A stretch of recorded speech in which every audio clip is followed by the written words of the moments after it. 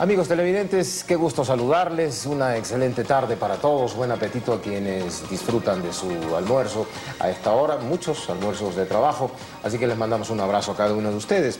Fíjense que esta primera plática de seguro les va a ser supremamente interesante. Hoy por hoy las redes sociales ocupan un espacio importante en la sociedad a nivel económico, a nivel social, evidentemente, pero esto ha permitido también que las redes sociales sean tan interesantes que el mundo está diciendo, gracias a las redes sociales, algo que muchos medios no hemos sido capaces de decirlo. Y vamos a hablar con un personaje, un académico, digo yo, pero un entendido en el tema de las redes sociales y particularmente en el Twitter, como es Matthew Carpenter, a quien me honro en tenerlo esta tarde como invitado. Matthew, un placer verle. ¿Cómo está usted? Muy bien, muchas gracias. Y muchas gracias por la oportunidad de venir y compartir con usted algunas ideas sobre las redes sociales. Seguro. Matthew, ¿cómo decimos en 140 caracteres algo que a veces en un minuto en la radio no se puede, o en 30 segundos en la televisión tampoco? Es ser muy eficiente con las palabras, ¿no? Y es ser muy efectivo con los mensajes. Twitter viene consigo una nueva forma de escribir, de deletrar y de comunicarnos, y hasta tiene sus propios símbolos que usamos, ¿no? Entonces la curva de aprendizaje de Twitter es una curva mucho más alta que Facebook, donde podemos tomar los caracteres que queramos para decir lo que queramos. Pero en Twitter tenemos que ser muy al punto y tenemos que ser muy eficiente con las palabras. ¿Cuánto ha evolucionado el Twitter en América Latina y en Sudamérica principalmente, cuando en Estados Unidos ya hace unos 10 años esto tuvo y tiene un impacto súper importante, no solamente a nivel de entretenimiento en artistas, sino a nivel político? Hoy por hoy sentimos que a nivel político el Twitter es una herramienta de comunicación básica. Sí, bueno, yo trabajé un tiempo como gerente de Twitter aquí en la región, y lo que pasó con Twitter en América Latina fue bastante interesante. Nadie en Twitter anticipaba que los latinoamericanos iban a tomar uso de la plataforma como lo hicieron. Entonces, tanto en el tema del uso de la plataforma, la opción de la plataforma, como en el tema de publicidad, de ventas a marcas, los dos dispararon. Y hay muchas razones distintas por las cuales eso puede ser verdad, pero lo que es cierto es que en América Latina la gente es muy generosa con su opinión, y Twitter se presta mucho a esa expresión, ese ejercicio de la libertad de expresión, y por eso Twitter ha tenido tanto éxito en América Latina. ¿Qué se puede hacer para que la red social como tal siga creciendo en América Latina? Más hoy, Matthew, cuando nos damos cuenta de que, aparte de hacer amigos, de interactuar con las personas, para los emprendedores está siendo una herramienta fundamental, donde se da a conocer productos, vivencias, espectáculos, etc. Sí, en mi caso personal, cuando yo regresé a vivir en el Ecuador después de 5 años de estar en el exterior, me puse a buscar las personas en Ecuador que hablan de los temas que me interesan, el tema del emprendimiento, el tema de tecnología, y a través de ese primer contacto virtual fui haciendo nuevos amigos, y eventualmente esos amigos se desvirtualizaron y volvimos a tener relaciones profundas, humanas, entre tú y tú, ¿no? Entonces, yo creo que lo que falta en Twitter y en las redes sociales en general es que todavía no llegamos a un segmento de la población representativa. Es decir, que las poblaciones que ahora usan las redes sociales es en general personas que tienen la capacidad económica de tener un iPhone, de tener otro tipo de celular inteligente, y todavía nos faltan las personas que tal vez vienen de otras condiciones económicas, y saber qué opinan ellos y qué dicen ellos. Ahora, Matthew, ¿cuán importante es la interacción en la red social? No solamente para multiplicar el número de usuarios, sino el número de versiones, el número de palabras, el número de críticas, que el diálogo fluya un poco más a través de la red. Sí, es muy importante, y eso es algo donde Twitter se diferencia de Facebook. En Twitter tú tienes que estar muy activo para poder generar una audiencia. Tienes que poder comunicar y tienes que entrar en conversaciones, y eso es lo maravilloso del hashtag o la etiqueta, es que a través de la etiqueta podemos vincular conversaciones que están pasando entre diferentes personas en diferentes momentos a través de un tema. Entonces, saber cómo aprovechar la herramienta para participar en conversaciones es lo que le permite a uno generar interactividad. ¿No crees que los mismos medios tradicionales, hablamos de la radio, la televisión, la prensa escrita, se ve tan involucrada ahora en el Twitter que postean minuto a minuto lo que son las noticias en sus medios tradicionales? ¿No sientes que nos estamos como atrapando a través de esta esa red? Yo creo que los medios llegaron tarde y ahora creo que los medios tradicionales entienden el poder de la plataforma, pero se demoraron mucho porque en los medios tradicionales hay mucho más control sobre quién habla y qué dice.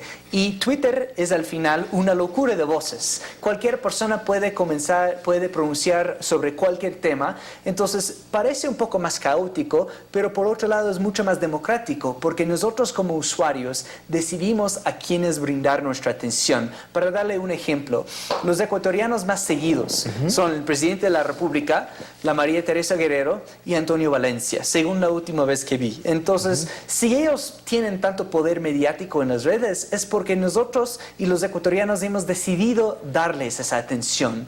Entonces, eso genera una confusión, creo que en los medios tradicionales que están acostumbrados a poder exigir esa atención y ahora tienen que ganar esa atención. Ahora, ¿con cuánta responsabilidad se está tomando el Twitter? Quiero hacerte esta consulta porque del estudio que se hace en Estados Unidos, la gente toma la red social como para informar, para comunicar, para interactuar, pero se involucran muy poco en la parte chismográfica, si se quiere. Aquí hay gente que tiene una cantidad de seguidores, pero que nunca te postean algo pleno, algo interesante, sino el chisme entre una persona y otra que no favorecen nada, pero son, aparte de los que tú refieres, los que más seguidores tienen. Sí, y bueno, de hecho yo creo que la idea de que somos marcas personalizadas es una idea nueva, ¿no? Que yo como persona que tuitea tengo que pensar en qué mensajes estoy mandando a la ciudadanía sobre mí mismo. Y yo, a pesar de haber trabajado mucho en este tema, todavía me cuestiono mucho si la persona que represento en las redes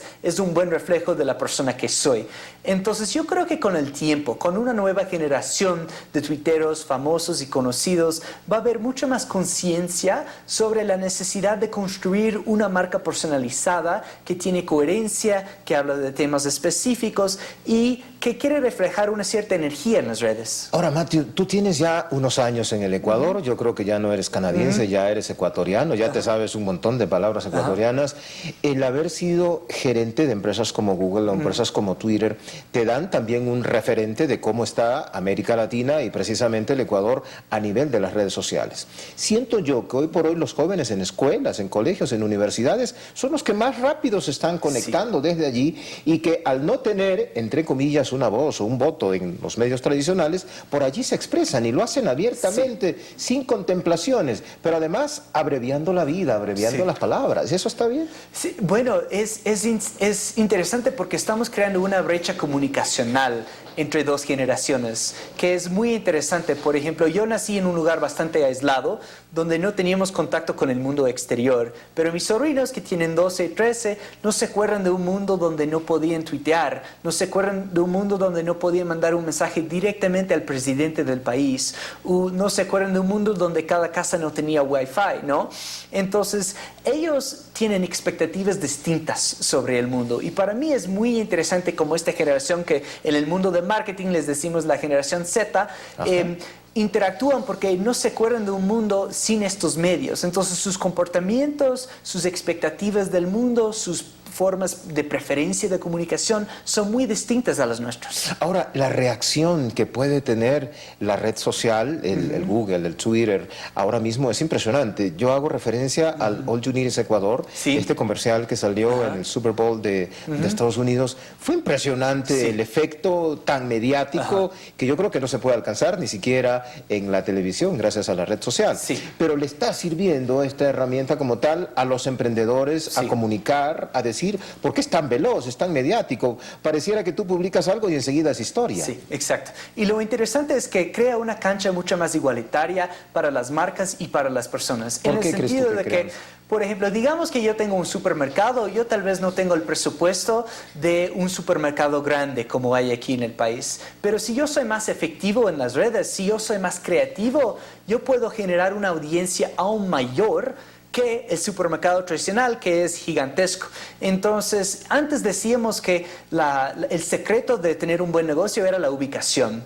Y ahora eso importa menos, porque nosotros, si tenemos estrategias creativas de presentarnos en las redes, podemos generar más audiencia hasta de los titulares en las diferentes industrias. Oye, sabes que hasta hace muy poco tiempo, desde la academia, incluso se veía a las redes sociales como herramientas de entretenimiento, pero hoy son incluso herramientas de joint venture, hacen negocios una empresa con otra gracias a las redes sociales y te preguntan, ¿cómo estás en las redes sociales? Tal vez me deja decir cómo está tu producto. Exacto, exacto. Y creo que muchos usuarios tienen un momento preciso cuando llegan a diferentes redes sociales, ¿no? Yo me acuerdo que cuando pasó el 30S, eso fue un boom en Twitter para los ecuatorianos, porque se dieron cuenta de que había una fuente de información que era en tiempo real. Y aunque era a veces difícil distinguir entre información válida y información falsa, había información. Y no siempre había información verídica y no siempre se sabía qué pasaba en los medios tradicionales. Entonces, las personas llegan a las redes con diferentes motivos y luego encuentran su uso. ¿Cuán importante es para ti, quiero decirte como un experto en las redes sociales y particularmente en el Twitter, socializar lo que está pasando a través de los 150 caracteres, que la audiencia se entere de qué es, cómo hacerlo, cómo manejar la red eficientemente? Yo creo que es muy importante. Por ejemplo, hay un periodista en la Amazonía, aquí en el país, que yo sigo y yo me enterado de lo que está pasando en la Amazonía a través de él. Cuando muchas veces en el noticiero de la tarde no salen muchas noticias sobre lo que está pasando en Secuo, lo que está pasando en Tena. Entonces, por poder socializar estas herramientas, nosotros como ciudadanos podemos decidir a quiénes queremos brindar nuestra atención y a quiénes queremos dar esa confianza, esa fe de informarnos. Y abre a un mundo donde hay mucho más fuentes de información y nosotros podemos aprovechar eso para ser más informados. Matthew, ¿cuándo podemos comprometerte, no sé cómo está tu agenda, tu tiempo, para tener otro programa, hablar del mismo tema, pero diría yo ponerle un poco de imágenes a la audiencia de cómo hacerlo, cuáles son los más seguidos, qué hacer para incrementar el volumen de seguidores?